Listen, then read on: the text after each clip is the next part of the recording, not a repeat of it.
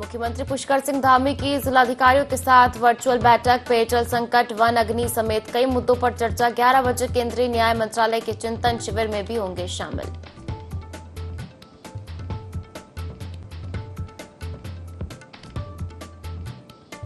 हरिद्वार में सहकारिता से महिला सशक्तिकरण कार्यक्रम आयोजित। मंत्री धन सिंह रावत ने किया संबोधन। कहा, सहकारी योजनाओं से जुड़ी 50,000 महिलाएं बनेंगी लखपति दीदी।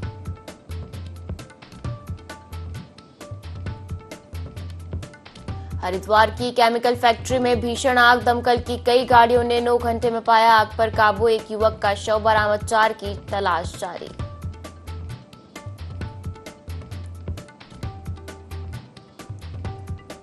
रुद्रपुर में बाबा साहब अंबेडकर की मूर्ति से छेड़छाड़, मूर्ति के अपमान पर भड़के समर्थक। विधायक तिलक राज बेहड़ ने की सख्त कार्रवाई की मांग। एसपी बोले जल्द होगी गिरफ्तारी।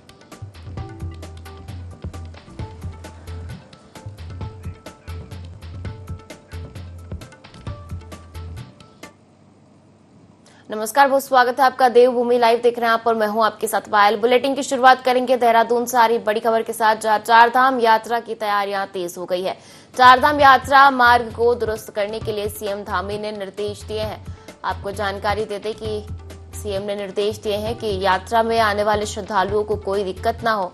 अभी तक 13 लाख से अधिक यात्री पंजीकरण करा चुके हैं। तो 30 अप्रैल से चारधाम यात्रा की शुरुआत होगी और ऐसे में चारधाम यात्रा की तैयारियां तेज हो गई है। चारधाम यात्रा मार्ग को दुरुस्त करने के लिए सीएम धामी ने निर्देश दिए हैं। यात्रा में आने वाले श्रद्धालुओं को कोई दिक्कत ना हो, ये निर्देश सीएम धामी ने दिए हैं। अब तक 13 लाख से अधिक यात्री पंजीकरण करा चुके हैं। 30 अप्रैल से चारधाम यात्रा की शुरुआत होगी।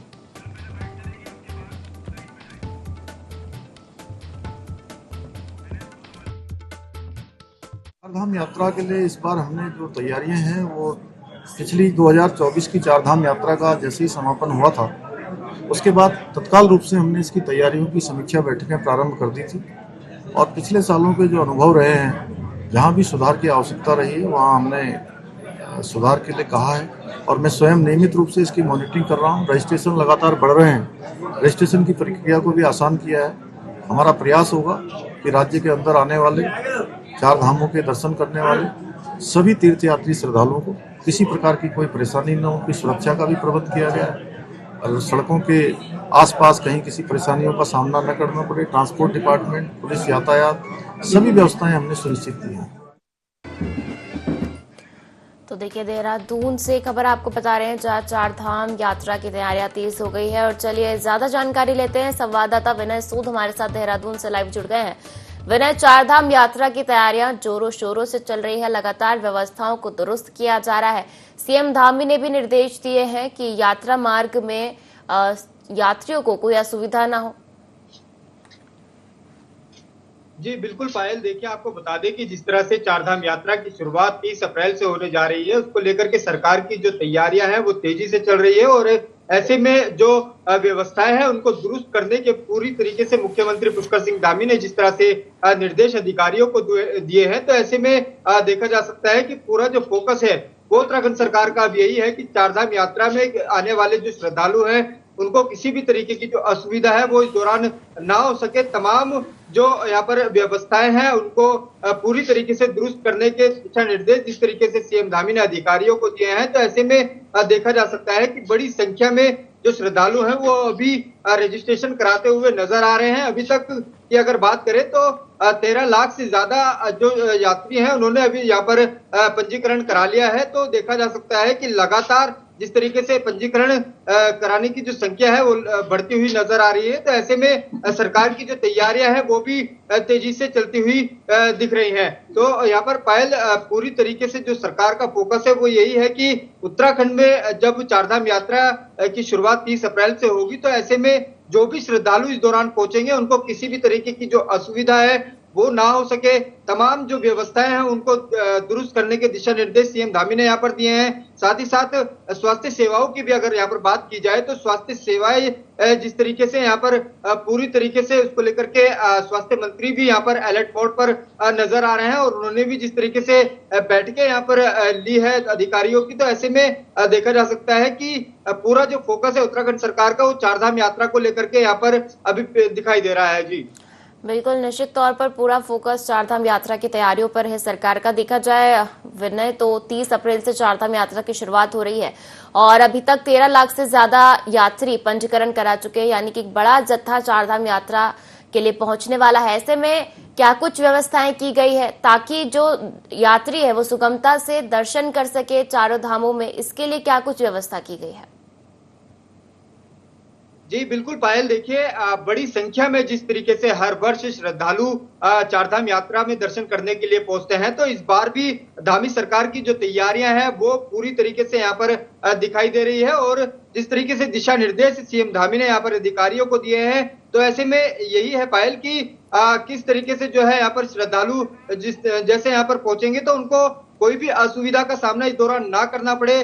साथ ही साथ मौसम की भी अगर यहाँ पर बात कर ली जाए तो मौसम के चलते जिस तरीके से यहाँ पर कई बार दिक्कतें सामने आती हैं और पहाड़ी क्षेत्र जिस तरीके से पहाड़ी रूट इस दौरान यहाँ पर चारधाम यात्रा के दौरान जिस तरीके से काफी दिक्कतें इस दौरान होती है, भारी वर्षा इस दौरान देखने को मिलती है, तो उससे क्या होता है पायल कि जो यहाँ पर मलबा है, मलबा सड़कों पर आ जाता है। साथ ही साथ बर्फबारी भी जो है इस दौरान देखने को मिलती है, तो उसको लेकर के भी जो है जिस तरीके से यहाँ पर दिशा निर्देश मुख्यमंत्री पुष्कर सिंह धामी ने अधिकारियों को दिए हैं कि कोई भी दिक्कत इस दौरान जो है श्रद्धालुओं को ना हो सके, तो इसके लिए तमाम जो व्यवस्थाएं हैं वो पहले से ही दुरुस्त कर ली जाए। साथ ही साथ जिस तरीके से बड़ी संख्या में जो श्रद्धालु उत्तराखंड पहुंचेंगे और चारधाम यात्रा में दर्शन करेंगे, तो ऐसे में वीआईपी दर्शन की भी अगर बात कर ली जाए तो वीआईपी दर्शन को भी जो है अभी फिलहाल उस पर भी रोक लगा दी गई है, क्योंकि जब कोई वीआईपी इस दौरान पहुंचता है, चारधाम यात्रा के दौरान पहुंचता है, तो वहीं जो है पुलिस को भी सुरक्षा के लिहाज से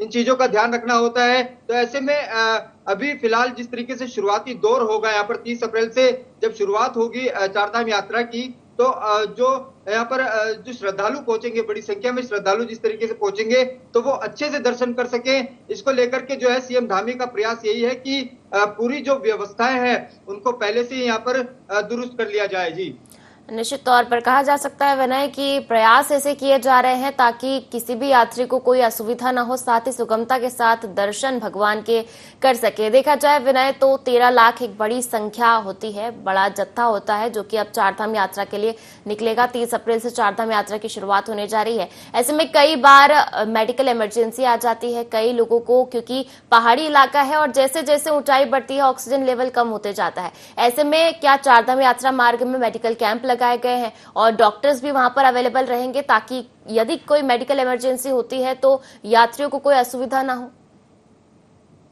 जी बिल्कुल, निश्चित तौर पर देखा जा सकता है पायल कि जिस तरीके से जो मेडिकल की अगर बात करें तो जो मेडिकल सुविधाएं हैं उनको भी पहले ही जो है चारधाम यात्रा का जो रूट रहेगा उस दौरान जो है वहां पर मेडिकल कैंप भी लगाए जाएंगे। साथ ही साथ जो डॉक्टरों की तैनाती है वो भी इस दौरान की जानी है, क्योंकि जिस तरीके से बड़ी संख्या में श्रद्धालु चारधाम यात्रा में पहुंचते हैं तो वहां पर जब जैसे जैसे वो आगे बढ़ते रहते हैं तो ऑक्सीजन की जो दिक्कत है वो इस दौरान देखने को मिलती है। तो वहीं अब पूरी तरीके से यहाँ पर बात कर ली जाए स्वास्थ्य विभाग को लेकर के, तो स्वास्थ्य विभाग पूरी तरीके से अलर्ट मोड पर यहाँ पर दिखाई दे रहा है और जिस तरीके से डॉक्टरों की जो तैनाती इस दौरान चारधाम यात्रा मार्ग के जो रूट होंगे वहां पर की गई है, तो ऐसे में पूरा जो स्वास्थ्य का जो ध्यान है वो भी इस दौरान यहाँ पर आम लोगों का, श्रद्धालुओं का रखा जाएगा। मेडिकल चेकअप के बाद ही जो है उनको आगे भेजा जाएगा। साथ ही साथ 50 वर्ष से आयु के जो लोग हैं उनका भी जो है पहले मेडिकल सर्टिफिकेट जो है यहाँ पर अपलोड करना होगा, उसके बाद में ही जो है उनको आगे की अनुमति इस दौरान दी जाएगी। तो कुल मिलाकर देखा जा सकता है पायल की पूरी जो व्यवस्थाएं हैं सरकार की तरफ से चाक चौबंद की गई है चारधाम यात्रा को लेकर के। साथ ही साथ जो स्वास्थ्य है, स्वास्थ्य को लेकर के भी जो है पूरी तरीके से अलर्ट मोड पर यहाँ पर सीएम धामी दिखाई दे रहे हैं कि चारधाम यात्रा में जो भी श्रद्धालु पहुंचेंगे उनको कोई भी स्वास्थ्य संबंधित जो दिक्कत है, जो परेशानी है वो इस दौरान ना हो सके, इसके लिए जो है मेडिकल कैंप भी लगाए गए हैं। साथ ही साथ जो डॉक्टर हैं, डॉक्टरों की तैनाती भी जो है इस दौरान यहाँ पर की जाएगी पायल। तो कुल मिलाकर देखा जा सकता है पायल की चारधाम यात्रा में हर वर्ष की तरह इस वर्ष भी जो है बड़ी संख्या में जो श्रद्धालु है वो पहुंचेंगे और दर्शन करते हुए नजर आएंगे। साथ ही साथ सरल और आसान जिस तरीके से यहाँ पर मुख्यमंत्री पुष्कर सिंह धामी का साफ कहना है कि सरल यात्रा जो है इस दौरान यहाँ पर बनाई जानी है और उत्तराखंड आने वाले जो अन्य राज्यों से जो भी श्रद्धालु इस दौरान आएंगे उनको कोई भी दिक्कत परेशानी इस दौरान ना हो सके, तमाम जो व्यवस्थाएं हैं उनको दुरुस्त कर लिया जाए। तो सरकार का जो पूरा फोकस है वो इस दौरान यहाँ पर दिखाई दे रहा है और चारधाम यात्रा की जो तैयारी है उसमें तेजी आई है। जी बिल्कुल, यानी कि कहा जा सकता है स्वास्थ्य विभाग भी अलर्ट मोड पर है और साफ निर्देश सीएम धामी के हैं कि यात्रा मार्ग पर कोई भी असुविधा यात्रियों को नहीं होनी चाहिए। विनय, अगर देखा जाए तो उत्तराखंड पूरा पहाड़ी क्षेत्र है और ऐसे में प्राकृतिक आपदाओं का खतरा लगातार उत्तराखंड में बना रहता है। प्राकृतिक आपदाओं से निपटने के लिए सरकार की कैसी तैयारियां हैं? क्या बाहर से भी पुलिस फोर्स को तैनात किया गया है और क्या क्या उपकरण ऐसे अत्याधुनिक तरीके से मंगाए गए हैं या उत्तराखंड में लाए गए हैं जिससे कि इन प्राकृतिक आपदाओं से बचा जा सके, या फिर यदि कोई प्राकृतिक आपदा आती है तो उससे कैसे निपटा जा सकता है? जी बिल्कुल पायल, देखिए मौसम की अगर यहाँ पर बात कर दी जाए तो जिस तरीके से मौसम जो है इस दौरान यहाँ पर देखने को मिलता है और उसके चलते चारधाम यात्रा में जिस तरीके से दिक्कतें आती हैं तो उसको पहले ही जो है समीक्षा बैठकों के दौरान जो इस तरीके से मुख्यमंत्री ने आदेश यहाँ पर दिए हैं अधिकारियों को कि पूरी तरीके से अलर्ट मोड पर रहें। तो ऐसे में यही है कि जिस तरीके से जो प्राकृतिक आपदाएं इस दौरान देखने को मिलती है तो उनसे भी निपटा जा सके, उसको लेकर के भी सीएम धामी ने जिस तरीके से अधिकारियों को यहाँ पर दिशा निर्देश दिए हैं। और यहाँ पर अगर फोर्स की बात करें तो फोर्स भी जो है इस दौरान स्थिति को देख करके जो है यहाँ पर तैनात की जाती है। हालांकि अभी फिलहाल मौसम की अगर बात कर ली जाए तो अभी फिलहाल जो मौसम है वो पूरी तरीके से यहाँ पर साफ दिखाई दे रहा है और ऐसे में जब चारधाम यात्रा की शुरुआत होगी तो बड़ी संख्या में जो श्रद्धालु हैं वो यहाँ पर दर्शन करते हुए नजर आएंगे। जी पायल, बिल्कुल, यानी कि मौसम साफ रहने वाला है। अभी मौसम विभाग ने कोई अलर्ट जारी नहीं किया है और यात्रियों की सुविधाओं का लगातार मुख्यमंत्री पुष्कर सिंह धामी ध्यान रख रहे हैं और लगातार समीक्षा बैठकें कर अधिकारियों को निर्देशित किया जा रहा है कि यात्रियों को हर सुविधा मिलनी चाहिए और सुगमता और सरलता से यात्री दर्शन कर सके, ऐसी व्यवस्थाएं उत्तराखंड में चारधाम यात्रा को लेकर बनानी चाहिए। फिलहाल विनय, आपका शुक्रिया जुड़ने के लिए और तमाम जानकारी साझा करने के लिए। बागेश्वर शहर में सरयू मोटर पुल के निकट मानस रेस्टोरेंट में आग लग गई। तब वहां कुछ लोग खाना खा रहे थे। ग्राहकों में हड़कंप मचा। रेस्टोरेंट के किचन की चिमनी में लगी आग से पूरे होटल आसपास में काला धुआं भर गया। वहां बैठे लोग तथा कर्मचारी वहां से भागने लगे। सूचना पर पुलिस तथा फायर की टीम घटनास्थल पहुंची।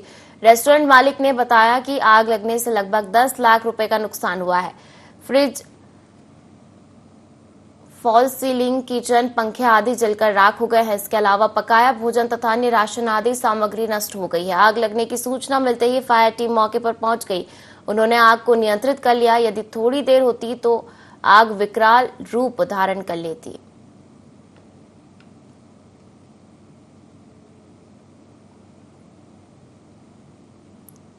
तो रेस्टोरेंट से सटी बारूद, आर्म्स की दुकान और कपड़े, परचून, जनरल स्टोर, मोबाइल शॉप तथा आवासीय घरों को भी खतरा पैदा हो सकता था। बड़ा हादसा होने से टल गया।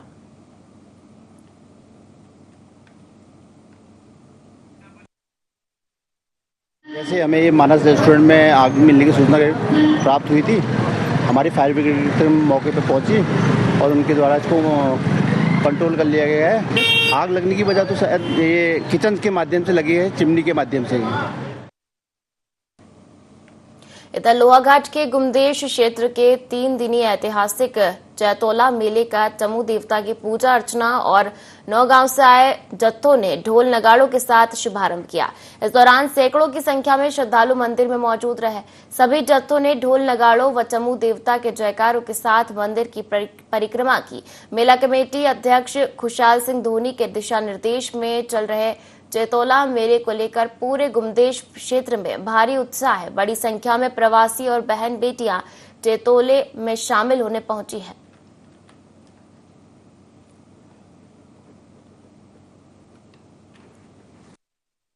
मेले का शुभारंभ हो चुका है। आज प्रथम दिवस में प्रत्येक गांव 9 गांव के द्वारा मंदिर परिक्रमा करते हुए जुलूस निकले और हुई जय जयकारों के साथ मेले का शुभारंभ हुआ और आज चौखम बाबा की डोला शोभा यात्रा नीचे मड़गांव की ओर प्रस्थान करेगी 5 बजे और कल सुबह चौखम बाबा की रथ यात्रा जिसमें चौखम बाबा विराजमान होते हुए मड़ से चौखम जमानीगढ़ होते हुए चौपता से चौखम बाबा मंदिर की ओर परिक्रमा करेंगे। आप सभी श्रद्धालुओं का, भक्तजनों का तहे दिल से हार्दिक स्वागत और अभिनंदन है। और अंतर्राष्ट्रीय सहकारिता वर्ष 2025 के अवसर पर हरिद्वार के ऋषिकुल ऑडिटोरियम में सहकारिता से महिला सशक्तिकरण विषयक कार्यक्रम आयोजित किया गया, जिसमें सहकारिता मंत्री डॉक्टर धन सिंह रावत मुख्य अतिथि के तौर पर शामिल हुए। कार्यक्रम में सहकारी योजनाओं की जानकारी दी गई, साथ ही महिलाओं को प्रशस्ति पत्र भी दिए गए। वहीं जिला सहकारी बैंक की 20 महिला कर्मचारियों सहित कई अन्य महिलाओं को सम्मानित किया गया। सहकारिता मंत्री ने हरिद्वार में 50,000 महिलाओं को लखपति दीदी के रूप में सशक्त बनाने का लक्ष्य तय किया है और प्रत्येक ग्राम पंचायत में बहुउद्देशीय सहकारी समितियों के गठन की घोषणा की है।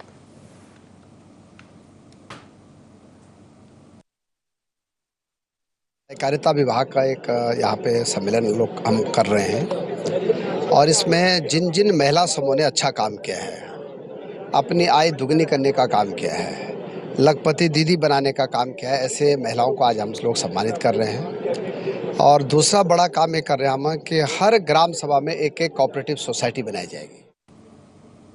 और जोशीमठ के भविष्य बद्री सुभाई मोटर मार्ग पर वाहन के अंदर अधजली हालत में एक शव मिला। पुलिस, एसडीआरएफ और तहसील प्रशासन की टीम मौके पर पहुंची और घटना की पूरी जानकारी जुटाई जा रही है। वाहन भी जला हुआ नजर आ रहा है। बता दें कि क्षेत्र में पंचबद्री का प्रमुख धाम भविष्य बद्री मंदिर मौजूद है, जहां प्रतिदिन बड़ी तादाद में भगवान भविष्य बद्री के दर्शन करने के लिए यात्री पहुंचते हैं। इस घटना से पंचबद्री में एक प्रमुख भविष्य बद्री धाम क्षेत्र दहशत में सीमांत धौली गंगा घाटी की इन शांत आध्यात्मिक वादियों में इस तरह की घटना होने से अब क्षेत्र में पुलिस चौकी खोलने की मांग होने लगी है।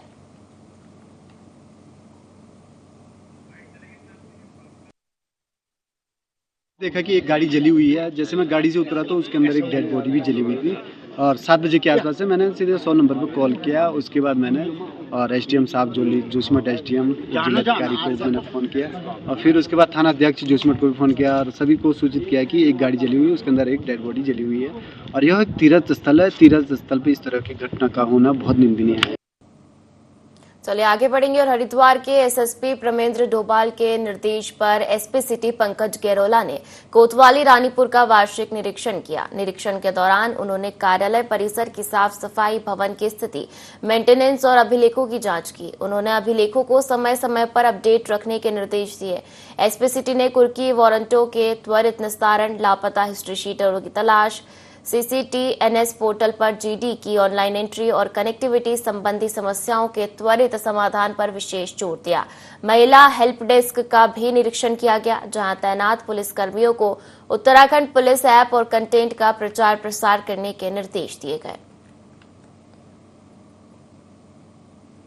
निरीक्षण किया गया है। इसमें जितने भी थाने में असला है, उसका पूरा परिसर है, उस सबका भ्रमण किया गया। असला, उसमें जो माल मुकदमाती हैं, जितने भी वाहन खड़े हुए हैं मुकदमा से, उन सबका निरीक्षण किया गया। साथ ही साथ थाने के सभी अभिलेखों का निरीक्षण किया गया और इसमें जितने भी लंबित प्रार्थना पत्र हैं, जितनी भी विवेचनाएं हैं, उस संबंध में भी संबंधित उप निरीक्षकों से इसमें चर्चा कर उनको शीघ्र निस्तारण करने के निर्देश दिए गए।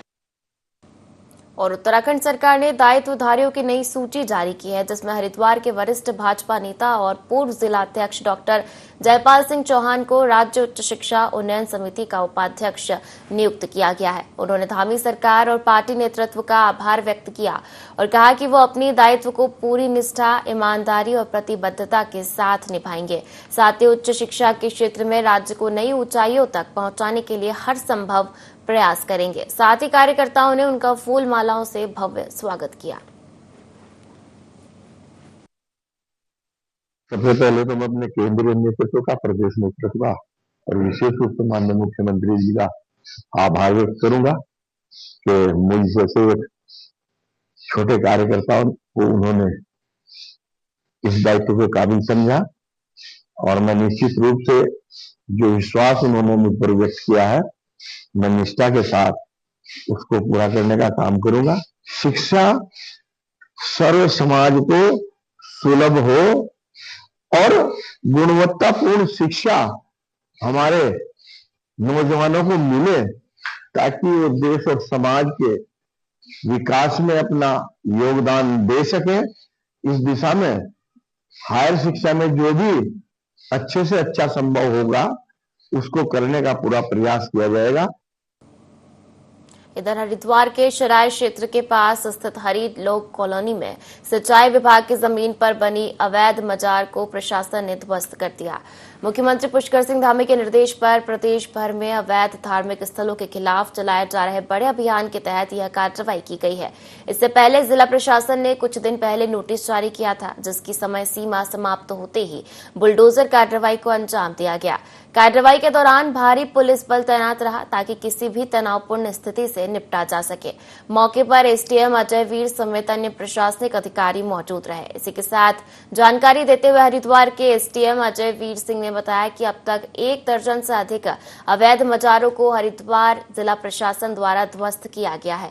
और यदि हरिद्वार क्षेत्र के मदरसों को सील करने की बात करें तो अब तक 10 मदरसों को हरिद्वार क्षेत्र में सील किया गया है। सराय में जो उत्तराखंड सिंचाई विभाग की जो जगह थी, वहाँ पे एक अवैध अतिक्रमण था, तो उसके संबंध में ही पूरी विधिवत कार्रवाई करी गई, जिसमें पूर्व में नोटिस वगैरह दिए गए थे, आदेश जारी हुए थे। उसके बाद आज ये कार्रवाई करी गई, उसको हटाया। ये धार्मिक संरचना थी वहाँ पे मजार के रूप में थी, जिसको माननीय मुख्यमंत्री जी और माननीय जिलाधिकारी महोदय के आदेशानुसार हटाया गया। नोटिस भी दिए हुए थे, नोटिस वगैरह पूरी सिंचाई विभाग की तरह टाइम भी दिए गए थे। उसके बाद पर्याप्त समय भी दिया गया था, बहुत टाइम हो गया था। देखिए, इस संबंध में तो जैसे जैसे संज्ञान में जो आता जाता है उसके बारे में जो संबंधित विभाग होता है उनके द्वारा नोटिस दिया जाता है, कार्रवाई की जाती है। और चंपावत जिले के बाराकोट ब्लॉक का दूरस्थ मौलानी गांव लंबे समय से पेयजल समस्या से जूझ रहा था।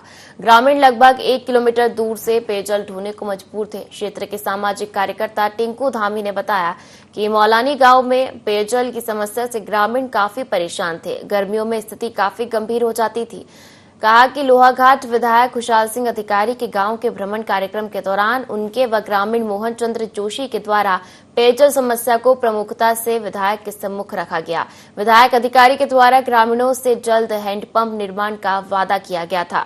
टिंकू धामी ने बताया कि विधायक अधिकारी ने ग्रामीणों की पेयजल समस्या को देखते हुए मामले का संज्ञान लेते हुए समस्या के समाधान के लिए अपना वादा निभाते हुए गांव में हैंडपंप का निर्माण करा दिया, जिस कारण ग्रामीणों की पेयजल की समस्या का काफी हद तक समाधान हो गया है।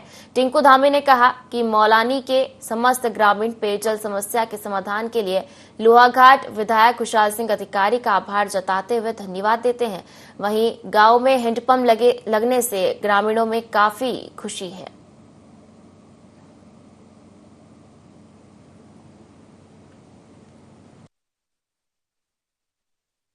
हम 5-6 परिवार ऊपर रोड में रहते हैं, तो हमें पानी की बहुत परेशानी थी। हम नीचे 1 किलोमीटर दूर से गर्मियों में पानी लाना पड़ता था। 2-2.5 महीना हमको बहुत समस्या होती थी पानी की। तो विधायक साहब यहाँ भ्रमण में गए थे, तो उनसे हमने ये अपनी बात रखी थी। उन्होंने हमारी इस बात का बहुत जल्दी संज्ञान लेकर हमें जो है ये हैंडपंप लगवा दिया। हम उनके बहुत बहुत आभारी हैं। और मुख्यमंत्री पुष्कर सिंह धामी ने मुख्यमंत्री कैंप कार्यालय में सभी कलेक्टरों से जिलों के विकास कार्यों को लेकर वर्चुअली समीक्षा बैठक की। बैठक में सीएम ने कलेक्टरों से जिलों की प्रगति को लेकर अपडेट लिया। सीएम ने कहा कि प्रदेश हित में के लिए सरकार लगातार कार्य कर रही है। प्रदेश को विकास पथ में ले जाने के लिए योजनाएं और प्रोजेक्ट चलाए जा रहे हैं।